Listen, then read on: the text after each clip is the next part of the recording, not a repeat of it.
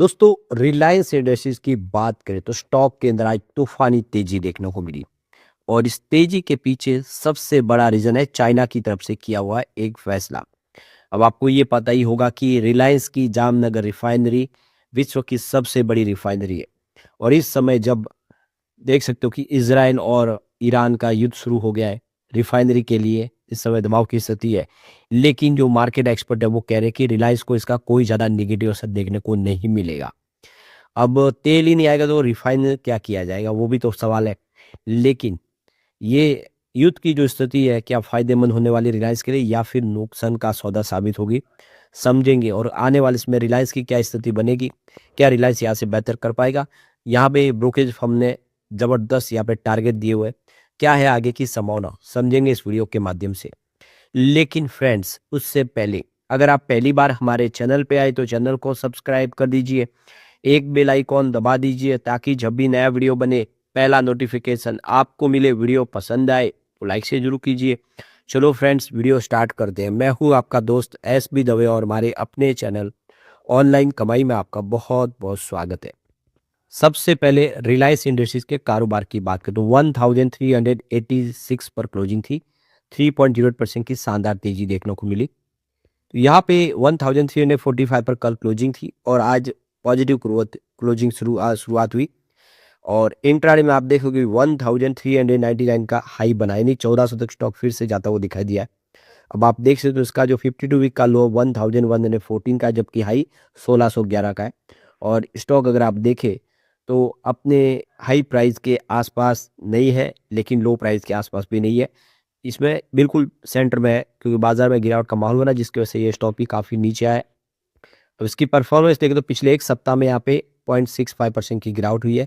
1 month के हिसाब से 4.63% गिरा है स्टॉक, जबकि 3 मंथ का रिटर्न 9.52% नेगेटिव, यानी पिछले 3 महीनों में यहाँ पे गिरावट हुई है। लेकिन 6 मंथ के हिसाब से देखें तो 2.21% के आसपास की तेजी है। लेकिन 9 मंथ के हिसाब से फिर से यहाँ पे 2.4% की गिरावट है। ओवरऑल अगर आप देखें तो शॉर्ट टर्म में यहाँ पे कोई फायदा नहीं हुआ। अभी यहाँ पे लॉन्ग टर्म की बात हो, पिछले एक साल में यहाँ पे 19.5% के आसपास की तेजी बनी है। लेकिन 2 ईयर के हिसाब से देखें तो 7.83% की गिरावट है, यानी जिसका भी निवेश 2 साल के हिसाब से उसको यहाँ पे लॉस हो रहा है। अब बात करें यहाँ पे 3 ईयर की तो यहाँ पे 28.32% की तेजी बनी है।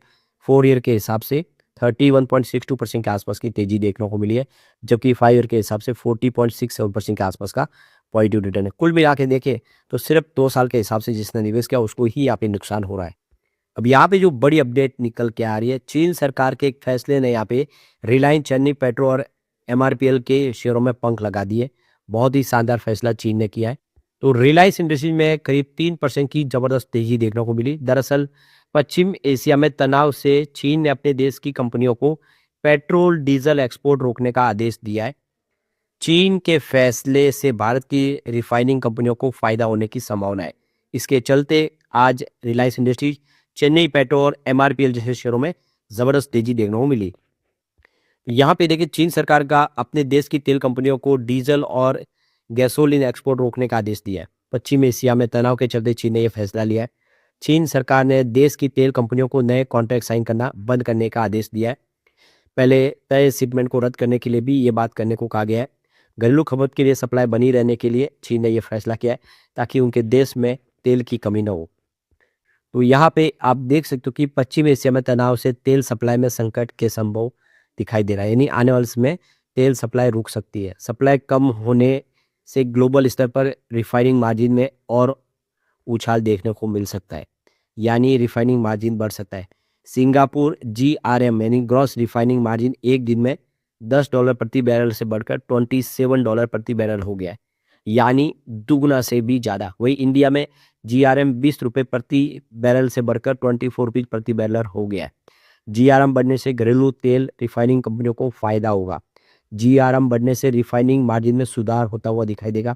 इसके चलते रिलायंस, चेन्नई पेट्रो और MRPL जैसी कंपनियों में तेजी देखने को मिल रही है, क्योंकि इनका अब कमाई बढ़ेगी ऐसा लग रहा है। दूसरी तरफ देखें तो गुरुवार को रिलायंस के शेयर में तेजी देखने को मिली। तो इस खबर के सामने अगर 3% की जो तेजी बनी उस लेवल पे ट्रेड करते हुए स्टॉक में, ये एक तेजी का कारण ये भी है कि ब्रोकरेज फर्म JM फाइनेंशियल ने स्टॉक पर भरोसा जताया और उन्होंने इसका जबरदस्त टारगेट बढ़ा दिया है। तो एक तरफ तो चीन का फैसला, दूसरी तरफ जेएम फाइनेंशियल ने रिलायंस को लेकर अपनी रणनीति बता दी है। तो ब्रोकरेज फर्म ने कहा है कि रिलायंस इंडस्ट्रीज के शेयर हाल में ही बाजार की अस्थिरता से बुरी तरह से प्रभावित हुए। शेयर की कीमत पिछले एक सप्ताह में 4% गिरी है, जबकि पिछले एक महीने में 8% की गिरावट देखने को मिली है, जिसके पीछे जो मुख्य रीजन है, मिडिल ईस्ट में बढ़ते तनाव को लेकर निवेशकों की चिंता। हालांकि ब्रोकरेज फर्म ने साफ किया है कि कच्चे तेल और एलएनजी की कीमतों में बढ़ोतरी से कंपनी के कारोबार पर कोई प्रत्यक्ष या गहरा प्रभाव नहीं पड़ने वाला, यानी इससे कंपनी की सेहत में कोई नुकसान नहीं होगा। वो अपनी प्राइस बढ़ा देंगे रिफाइनरी की। तो यहाँ पे ब्रोकरेज फर्म का कहना है कि रिलायंस इंडस्ट्री को नुकसान होने की बजाय शॉर्ट टर्म में लाभ हो सकता है, यानी प्रॉफिट उल्टा हो सकता है। इसका कारण यह है कि सप्लाई में संभावित व्यवधानों के कारण डीजल क्रैक, कच्चे तेल की डीजल में बदलने से मिलने वाला जो प्रॉफिट मार्जिन है वो बढ़ सकता है और पेट्रोकेमिकल मार्जिन में बढ़ोतरी हो सकती है, यानी उनकी मार्जिन बढ़ेगी, उनका फायदा हो सकता है। तो यहाँ पे आप देखिए जेएम फाइनेंशियल की तरफ से जो यहाँ पे उनके मार्केट एक्सपर्ट उनका कहना है कि रिलायंस के शेयर में कीमत में जो हालिया गिरावट है उसका मुख्य कारण है कि विदेशी निवेशकों द्वारा शेयर की बिकवाली की गई है। इस बिकवाली के चलते शेयर की कीमत ब्रोकरेज फर्म के अनुसार मूल्य 1275 प्रति शेयर के करीब पहुंच गई। उन्होंने ये भी बताया कि एफआई की हिस्सेदारी समय के साथ घटी है। दिसंबर 2025 में विदेशी निवेशकों की कंपनी में हिस्सेदारी 21.1% के आसपास थी, जबकि मार्च 2021 में ये 28.3% के हाईएस्ट लेवल पर थी। यानी मार्च 2021 से देखें तो लगातार रिलायंस इंडस्ट्रीज के अंदर निवेशकों ने जो एफआई है उन्होंने अपनी होल्डिंग पहले ही कम की है, क्योंकि रिलायंस एक हाथी है, धीरे धीरे बढ़ता है और जो एफआई है उनको तुरंत ही प्रॉफिट चाहिए, इसलिए वो ऐसे स्टॉक पे कम निवेश ही करते हैं। तो यहाँ पे जेएम फाइनेंशियल ने रिलायंस इंडस्ट्रीज के शेयर पर बाय की रेटिंग्स की सिफारिश जारी रखी है, क्योंकि हालिया गिरावट के बाद स्टॉक का वैल्यूएशन काफ़ी अच्छा हो गया है। ब्रोकरेज फर्म का मानना है कि मौजूदा कीमत कंपनी के रिटेल कारोबार के एबिटा में शॉर्ट टर्म में धीमी बढ़ोतरी को लेकर चिंताओं को दिखाती है, लेकिन आने वाला समय रिलायंस के लिए बेहतर हो सकता है। वैल्यूएशन काफ़ी अच्छा दिखाई दे रहा है। कंपनी के बिजनेस की बात करें तो लगातार ग्रो कर रहा है। आप देख सकते हो कि मार्च 2022 में कंपनी का जो रेवेन्यू था 7,14,909 करोड़ के आसपास था, वो लगातार बढ़ते हुए देखे 2025 में 9,82,671 करोड़ तक पहुंच गया। जबरदस्त जंप देखने को मिला है। और अगर हम बात करें ऑपरेटिंग प्रॉफिट की तो 84,142 करोड़ के आसपास था मार्च 2022 में, जो मार्च 2025 तक बढ़ते हुए 1,06,017 करोड़ तक पहुंच गया है। जबरदस्त जंप।